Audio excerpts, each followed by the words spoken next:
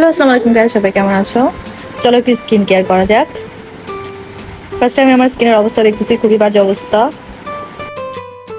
একটু face massage করে নিলাম, অনেকদিন পর ম্যাসাজ করতেছি, ভুলেই গেছি স্টেপগুলা, তারপরে যা যা মনে আছে করলাম।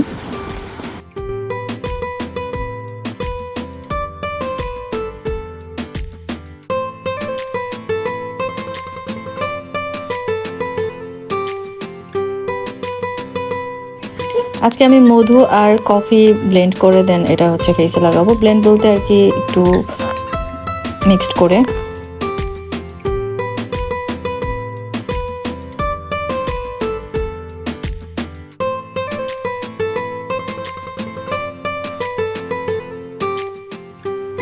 মিক্সড করা কফি আর মধুটা সুন্দর করে ফেসে লাগিয়ে নিব।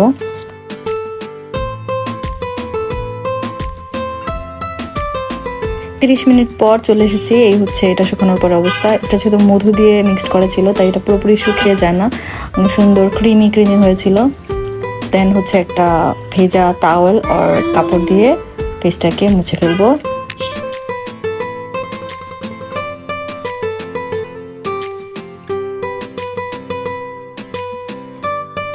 জাস্ট কয়েক মিনিটের জন্য পানিতে বরফ দিয়ে মুখটা চুবিয়ে রাখবো।